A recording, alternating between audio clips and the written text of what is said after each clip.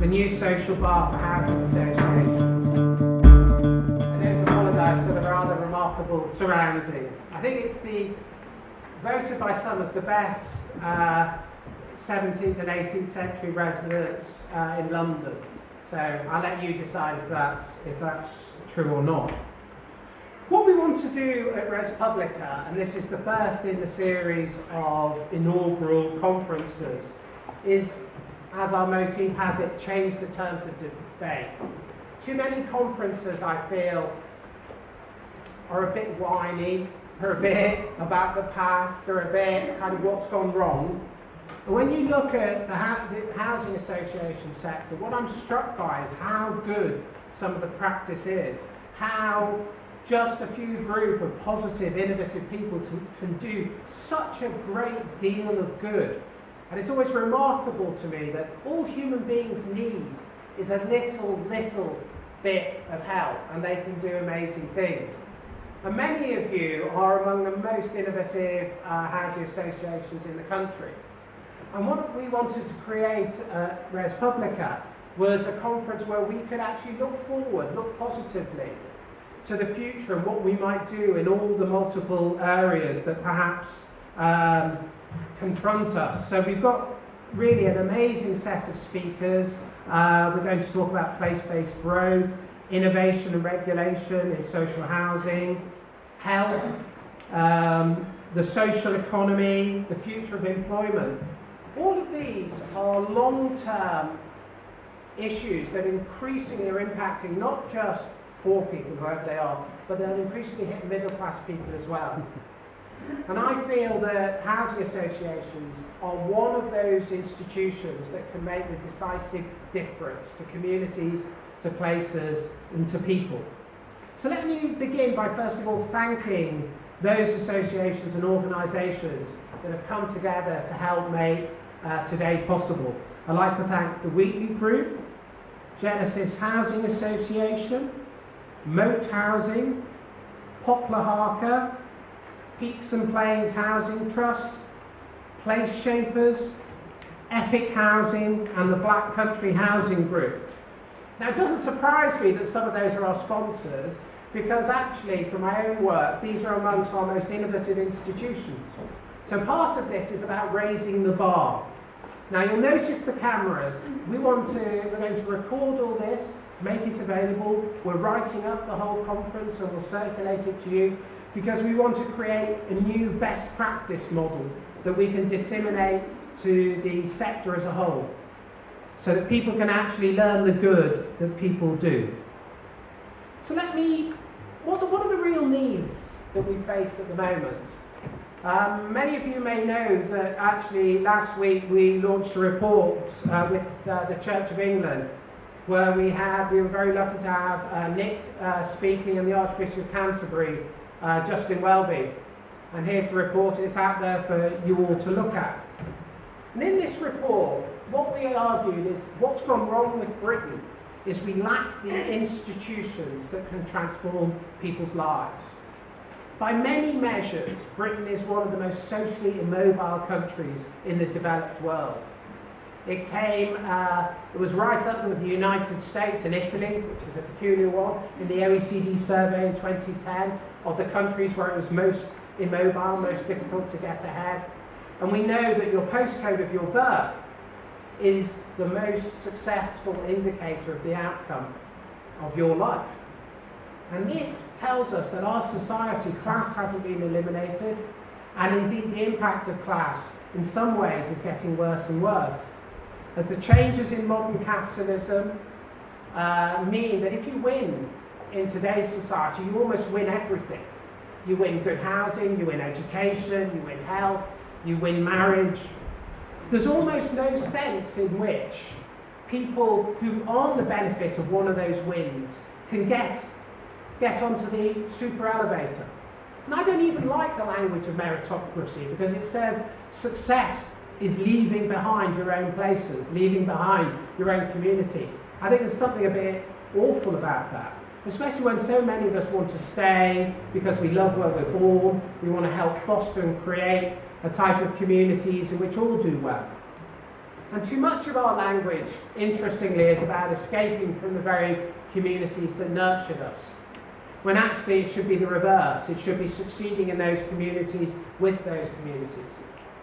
But back to the analysis, we lack institutions that can make a transformative difference. And why is that?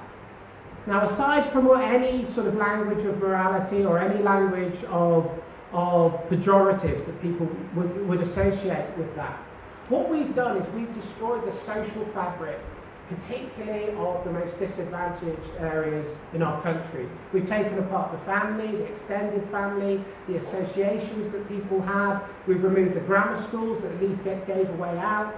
Trade unions no longer really serve the interests of the low paid. The low paid campaign for a living wage, I'm a trustee of UK Citizens, they led that campaign, the trade unions didn't. We've also destroyed many of our successful regional businesses. It's hard to see in some of our areas how people can provide for themselves, provide for their family, create hope, create opportunity. And that's genuinely where we are. And if you look at recent history, if people don't have institutions, if they can't go to a place that can make that difference, they really are, in some sense, chained to that area and not able to transform it. So it seems to me that we don't just have financial deficits or moral deficits or any other deficit. What we most lack in this country is an institutional deficit. And we know that this is true because we know that what people now need is something like holistic care. We need, and if you think of your own families and your own children, if you have a child, you know they have various problems, but you also can assess that there's one foundational issue. It might be self-confidence, it might be almost anything that affects them, health, who knows? And you know, if you can solve that, you solve all their other problems. And the most successful forms of intervention, forgive this term, comorbidity. When you enter a successful hospital, they see there's 5 or 6 things wrong with you. But they know that actually the causative factor might be diabetes, might be something else. You address that. But our state is no longer fit for purpose. Our state doesn't assess you in the round, see which is most important. It doesn't see that the cause of your debt is your depression, or the cause of your depression is your debt. It doesn't do the holistic care that can make the difference. In fact, it delivers fragmentary, segmented care, where often the ideas and ideology behind that differ. So the interests of police are often very different from the interests of social workers, and they conflict. So we have all this money spent, and even we dispute about the ends we're trying to achieve. So no wonder we don't pull off what we want. And I've long been a critic of privatisation, because privatisation, if it's just done for the profit motive, means that actually their sole interest is in not dealing with the foundational and fundamental problems. They price out the externalities, or cherry pick. I remember during the health controversies with the health reforms, you had many private sector providers wanting to deal with the hernias of those between 18 and 36, because they were the least problematic. So unless we can, in some sense, link the private sector up to the holistic good, and I think we can, and the state up to the holistic good, and I think we can, we're not going to solve our country's problems by the standard left-right responses. And what we need instead, I would argue, are new forms of institutions that are very close to people, very local to people, that genuinely care about their communities.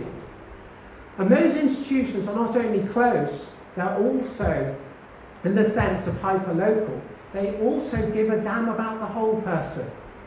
Many of the housing associations I've visited, many of what you do, is very moving. Because there's a sense that people in there are trying to recover the original mission of social housing, of social landlords. You don't just house people and forget them. What you do is you say, well, we need to improve their work skills, we need to look at their mental health, we need to look at their health, we need to look at their education. And many of you here are doing all sorts, from adopting libraries and schools to having innovative new approaches to health, like Poplar Harper, which I think has just done and been recognised by the government for its outreach and health outreach work that it's been doing. But all of you, in some ways, are doing this. So what we at ResPublica want to suggest is we need a new bar for housing associations. We need a new model where we don't just all do what we can, but we learn from what others do as well, so that we can become the new type of institution that Britain in the 21st century needs. An institution that, if you're with them, will look after all of your needs, not in the old statist, we know what they are, but in a bespoke fashion, in a way that's so local and so personal that you actually identify, almost on a per-person agenda, what they need and try to meet those needs. And if you do that, you will be one of the last redoubts of social transformation, of hope, and of improvement in this country. And I think once you say housing associations, who else? Well, we've already argued last week that the church can step up to the plate, because the church is a trust organisation. The church has an enormous infrastructure, and in certain places the church is excellent and has better results on evidence basis than almost any other programme. And the point is, I think there are, in addition to that, some wonderful third sector organisations that do amazing work, and what the government has done, and I think we should be fair and acknowledge it in terms of the community rights, the pooling, the Social Value Act, which Nick made happen and wouldn't have happened without him. This is all potentially transformative, but we lack the institutions that can broker that. My own work at ResPublica and our work at ResPublica was pretty fed into the localism act really quite strongly. I argued for the right to challenge. I argued for all the community rights in our buy, bid, build publication I wrote with Steve Weiler. That went in the Localism Act. But what the trouble is the state understood that as silos. And nobody wants to challenge public services to take responsibility for the bins. They just don't. But they do want to challenge in order to take area-based responsibility. And if we could work with local councils, where local councils and those bodies that were challenging weren't in a hostile relationship, but were in a transformative relationship, where those councils realise actually people coming together is crucial for us to transform their outcomes, then these new rights, if we can pool them, and the new total places that's just been talked about, I think Don Foster released 4.3 million, which isn't a lot, but could still be completely transformative for this group-based activity. So what I'm trying to say to you is we've got three potential pillars of transformation here. We've got the citizens themselves, but what I've learned over these past few years is by themselves, unless people are aided by either innovative councils, and they are out there, housing associations or churches or local civic groups, they're not going to get together enough with enough vision and enough capacity to do it. So in short, you're vital. You're part of kind of, and this is terrible terms, intermediate institutions. We have to come up with a better phrase than that. But without those, people will not be able to make a difference. So what we're trying to do today is break it down by sector of the areas where we can make a difference. To you, select invited group, and we think and hope that what will come out of this will begin to propagate this new best practice across the sector. Because to conclude, there is no more important agenda than this. If we are not just to abandon the bottom third of our society, which is what we have done, if we are not just to write off those who are going to fall into it, because the middle classes will increasingly experience what the working classes experienced in the 70s and 80s, we have to develop a new institutional horizon, a new sense of what is possible. And the will and the volition is there in housing associations. The will and the volition is there in the churches. The will and the volition is there in our best councils. And the will and volition is certainly there in our civic society organisations. And if we can create a horizontal way of working together rather than vertically, if we can create a new place-based form of responsibility, my God, you know, we really can change things. We really can transform the outcomes for people. Or else we're just going to write them off. Not just for now, but for their children and their children's children. And I just cannot and will not accept that. So thank you for coming here today to see what the alternatives are. Thank you. Last week, we're slumming it a bit today here in Home House, but standards very high for ResPublica, and congratulations, Phillip, on the thinking, and which I think is entirely in the right space, which is at a time when government is less powerful. You know, which are the institutions that people trust, and which are going to make the biggest difference in the really difficult years that lie ahead, because the politics of this is settled. You know, public expenditure is going to fall for many years, whoever wins next election. So this is the challenge we face. And my first statement is one of genuine respect. I've been Minister for Civil Society for 3 years or so, and Shadow Minister for a couple of years before that. So I've done a lot of visits, I've handed out a lot of awards, smiled in front of a lot of cameras, and I've kind of learnt over the years what's bogus and what's real, and I have been genuinely impressed by what I've seen from really passionate housing associations who care about wanting to foster really strong, attractive communities where people want to live and take pride in it. I mean, the stats it speak for themselves. Last count I read, 9,000 neighbourhood services, £500 million worth of investment, over 7.75 million people helped. I don't know how they measure it to that degree of accuracy, but the numbers are big. This is an enormous achievement, and particularly important now. As Philip said, and I don't think he overstated, you are vital.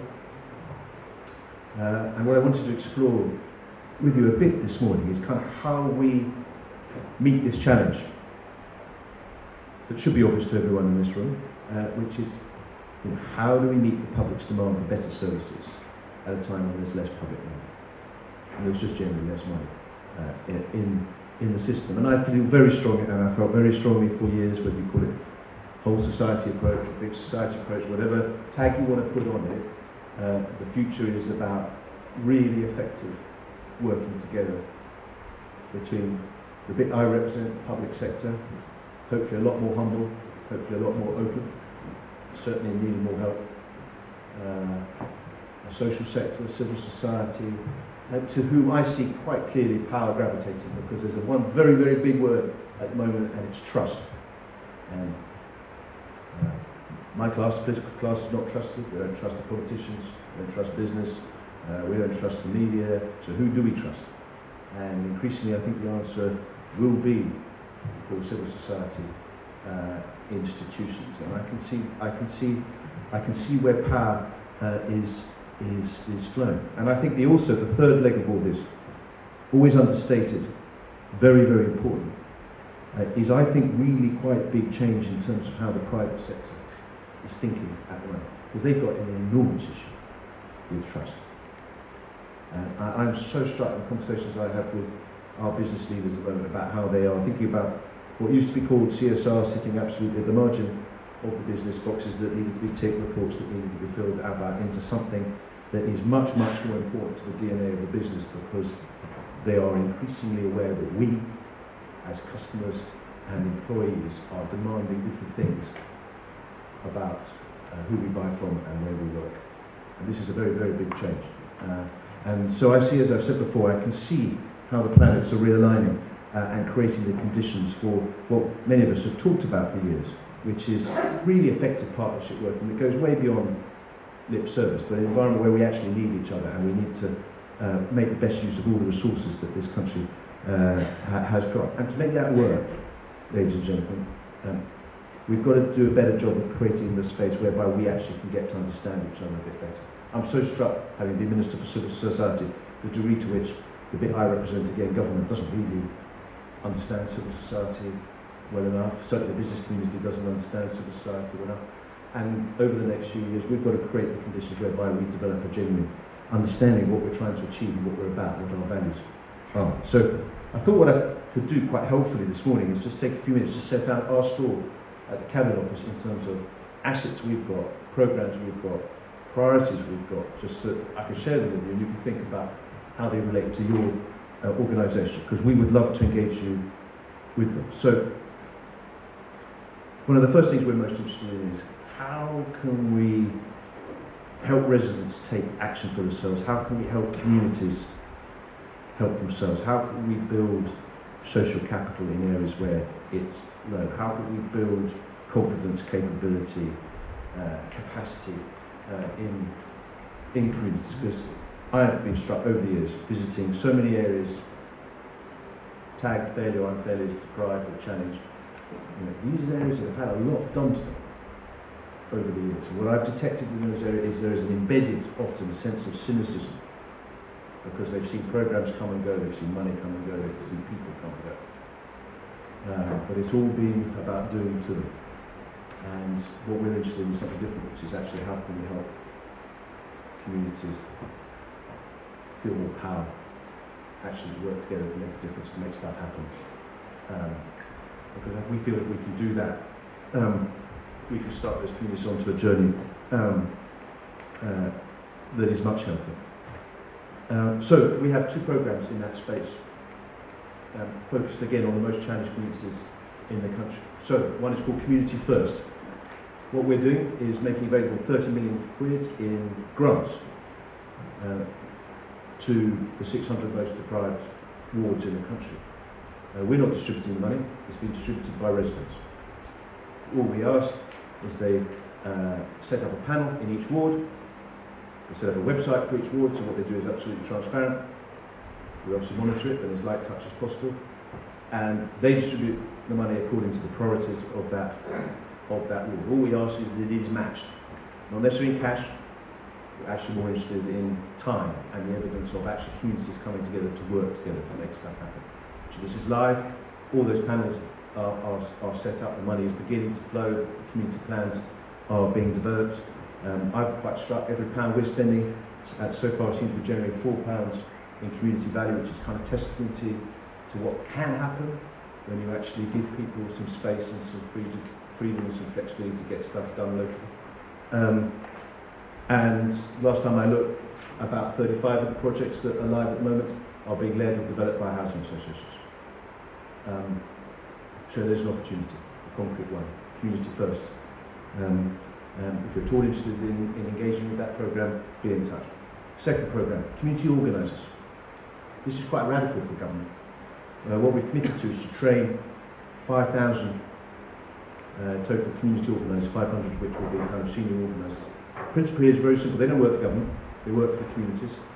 Their job is literally to go from door to door and talk to people and listen to people and have conversations with residents that they are not used to having.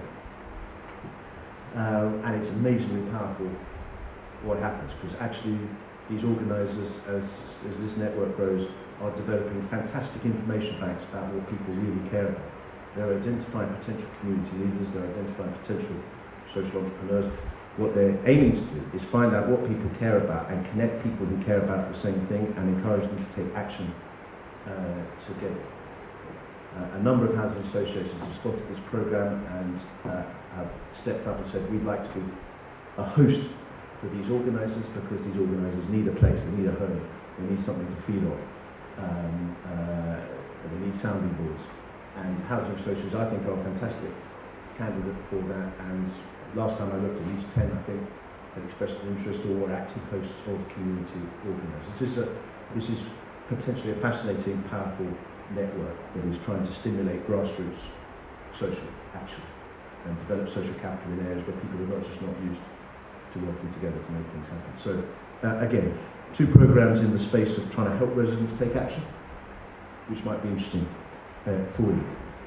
The other space we're really interested in is around young people. Someone said to me, one of the key determinants of how a community feels about itself is the kind of visibility and attitudes and culture of young people on those estates, particularly young men. So So if you haven't heard of it, please log a program called National Citizen Service, which is aimed at 16-year-olds and 17-year-olds. I have no hesitation in recommending it to you because 93% of young people who've been on this program would recommend it to their friends. They absolutely love it. And why we're excited about it and expanding it very, very fast. It's one of the most ambitious youth leadership programs any government has ever attempted. We're aiming to make 150,000 places available in 15-16. It is because the evidence is very clear. It is helping young people develop confidence and self-esteem, and you know that often that is crushingly low in young people these days. And through the experience of National Citizen Service, they are helping to develop some of what you call them character skills, life skills, soft skills, employability skills that employers are increasingly telling us are important because it's about the whole person and not just about academic results. National Citizen Service website is ncsyes.co.uk. Don't take my word for it. Lots of stories from young people about what they get out of it. One of the key things about this program, what makes it different, is that we place a huge emphasis on social mix. This is about throwing together kids from very different backgrounds. It is not a program just for problem kids. It is a program for everybody. And part of its huge value, what kids love about it, is they get to make a chance to make friends and understand people from very different backgrounds and places. And lots of kids, certainly in my constituency, complain about the fact we don't get a chance to meet other kids. And they're kind of growing up in silence. And NCS is helping to break that down. So if you've got young people, you're interested in helping them unlock their potential, think about NCS. And NCS has stimulated something even more ambitious.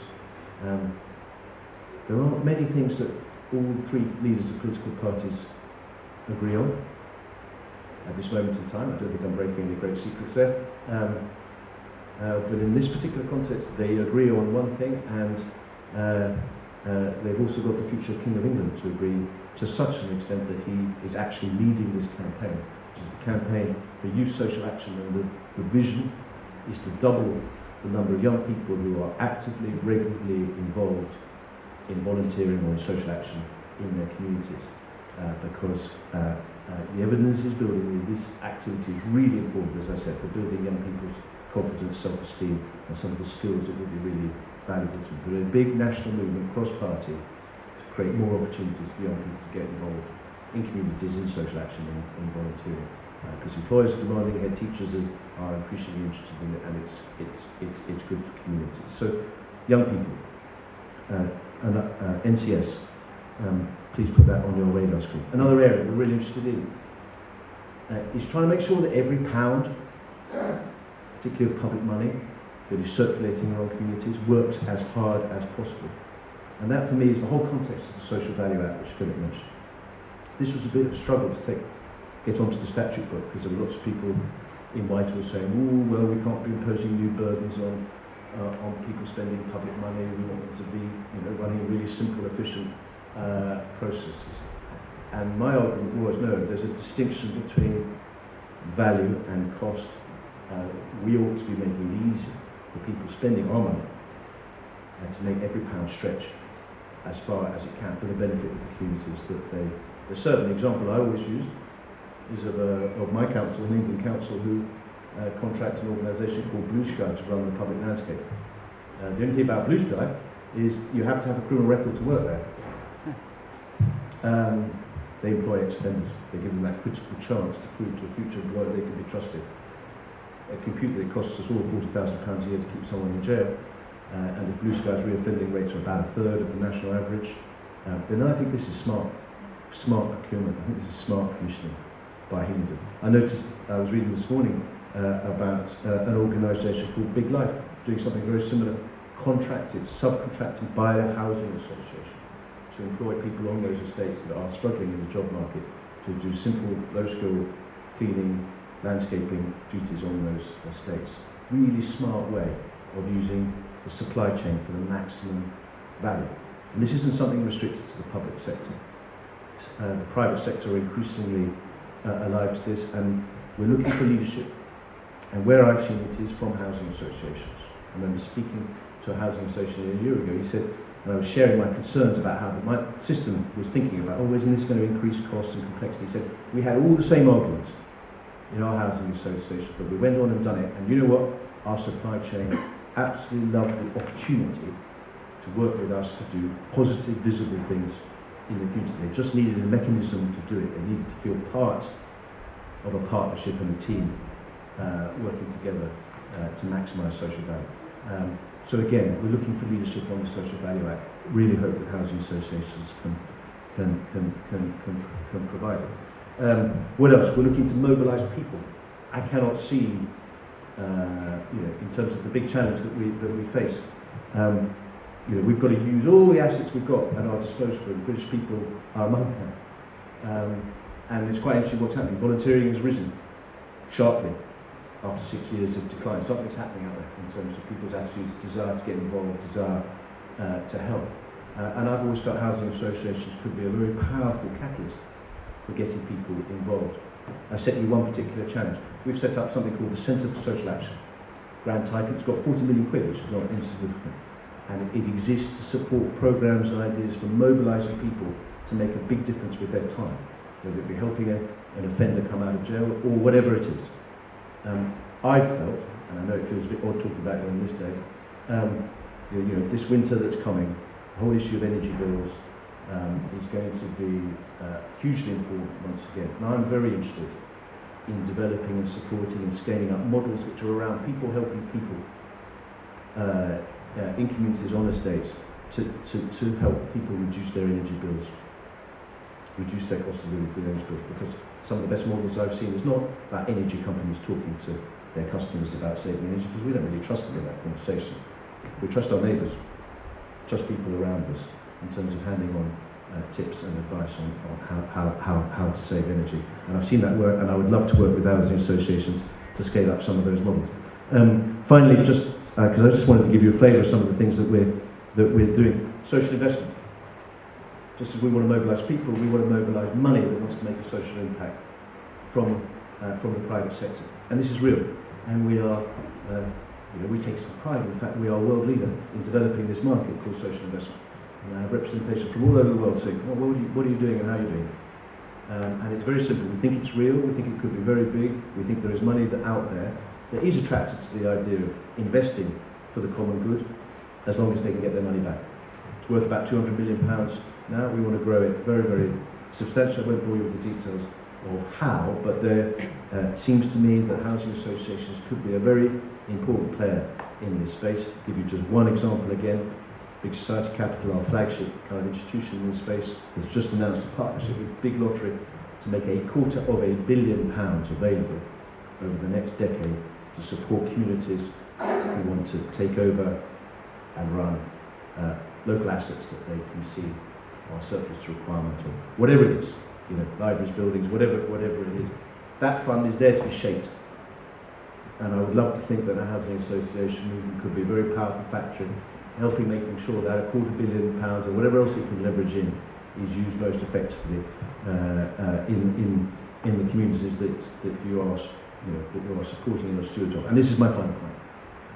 One of the things that concerns me about this change that we're going through and this enormous and underrated transfer of power from central government to communities, with all the rights and opportunities that Philip and others have fought for, all these new tools that we're making available, my one long-standing concern in this is that we do not widen already intolerable levels of inequality in this government. Because I know the constituency I represent, it's very well connected, it's very well organised, they will grab this and they will make it work. But I've always had a concern that communities that are less well organised, that have got less social capital, that have got less of this confidence around doing things for themselves, may be left behind, which is why I think it's incumbent on us as government, on housing associations, and anyone else who cares about this to work together as effectively as possible in the common cause, which is doing what we can to improve the quality of life for the maximum number of people in this own country and in building the stronger communities that we all want to see. Thank you very much.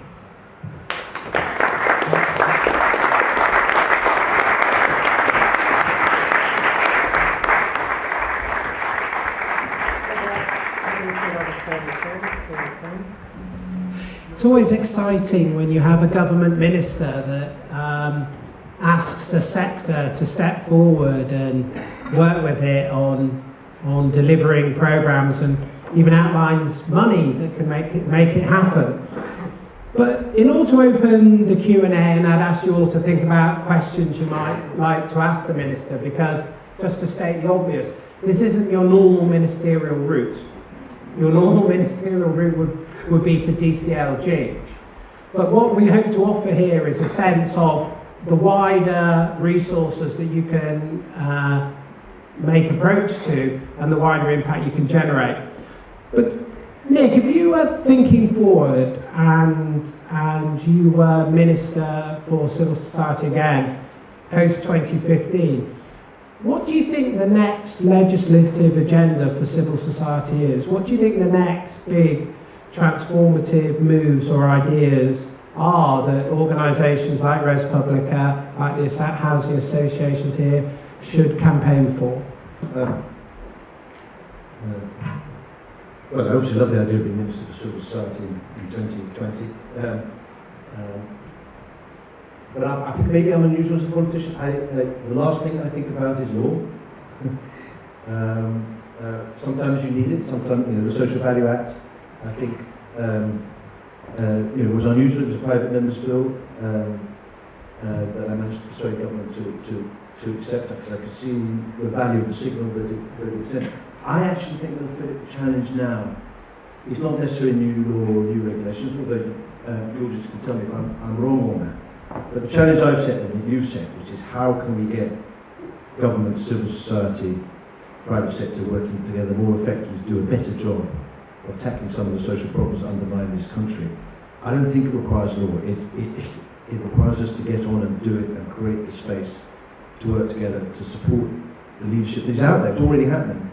And what I find exciting about it is if we can seize this window of opportunity 5 or 6 years, actually build the evidence that this way of working is more effective, they will have broken some serious ice, because I think what I've observed when I see people working around community budgets or these kind of genuinely local partnerships where, say, the local authorities say business as usual is not an option, we've got to work in a different way with our local partners, people are loving it.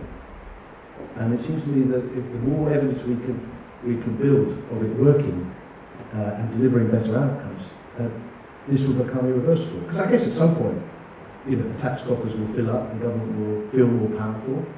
I would just love to be in a situation where we don't have to go back to the old way of working, because it was so inefficient. Thank you.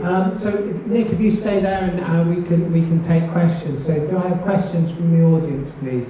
If you just raise your hand and mention who you are, that will help. Sir, you've got a mic coming to you, if you just hang on. Tim Pinder from Peaks and Plains Housing Trust. It was really heartening, Nick, to hear you act as a champion for our sector. It's always very invigorating, I think, to hear people do that from outside of our sector.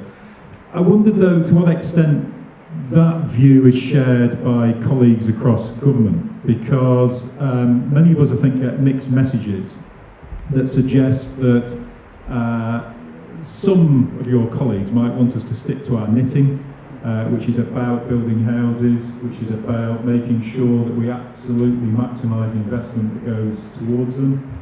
Some of the recent debates about welfare reform have almost cast us as the apologists for benefit scroungers, which is a very uncomfortable position to be characterised as. So is this, welcome though it is, a kind of lonely furrow that you're ploughing, or do you feel that you're part of a broader group of people who recognise the value of housing associations? Well, Tim, mixed messages from government, well, there's a first. No, I mean, this is complex. Now, if I bothered to read a briefing for this event, I'm sure we would have had something in from CLG saying the priority is housing. And it is, just in case they're listening.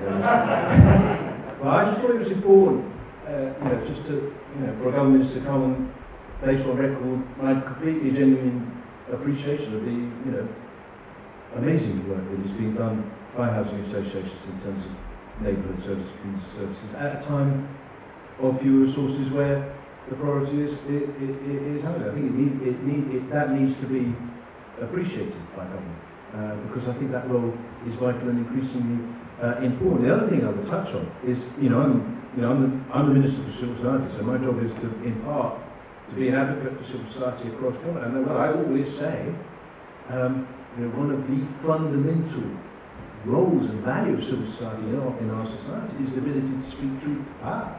So if there are consequences of welfare for which you can see on the ground affecting your tenants in a way that the policy wonks in Whitehall hadn't thought through, I see it's your job and responsibility to put your hand up and say so.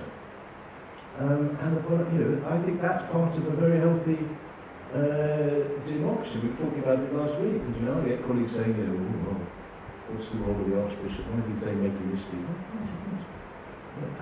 We should feel confident enough that we're going through massive change. There's so much change to manage. The idea that all of it is going to be smooth and efficient and beautifully thought through is mad. Government's clunky and bureaucratic and gets stuff wrong.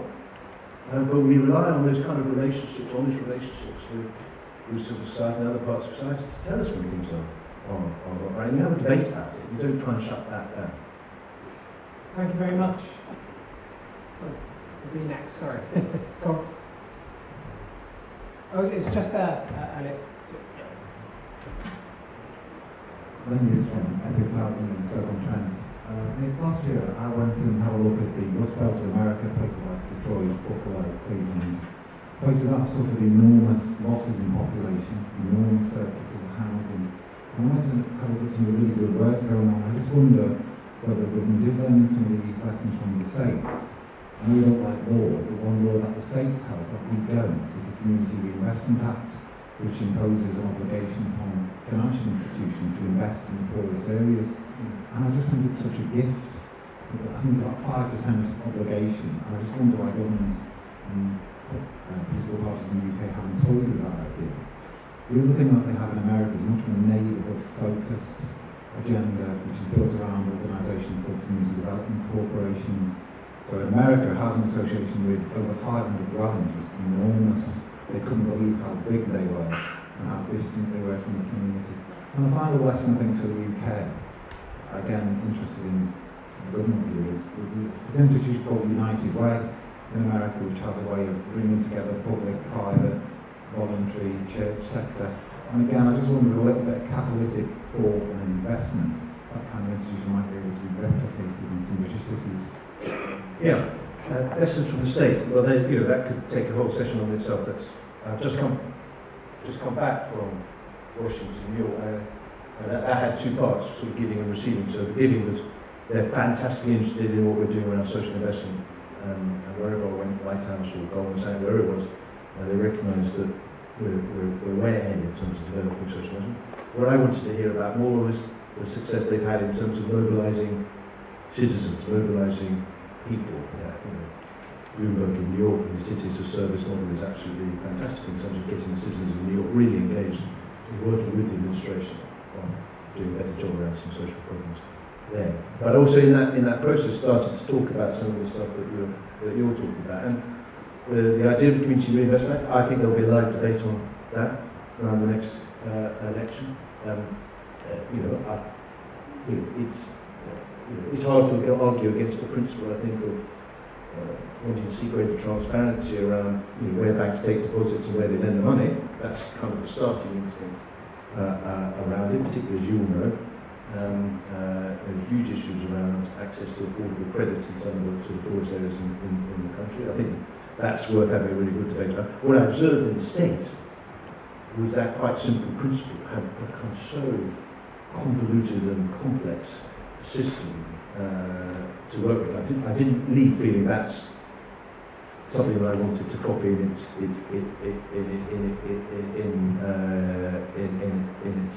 entirety. And in relation to United Way, well, they're here. They started in Liverpool, I think, Phillip. But I've met them, and they're testing whether the model works here. The underlying, again, instinct is right. Do we need some kind of more effective brokerage, if you like, at a local level between people who want to support the local community and need. And I think there's a huge area to explore around this kind of connectivity. One of the most interesting things I seeded was a program called Business Connectors, which was all about trying to make better connections between local businesses and local community groups and charities, because historically they've kind of been miles and beams. And actually, I was persuaded that you needed to invest in that kind of human capacity to run the channels between these different sectors of society, because it's very easy to stand up here and say we all got to work together.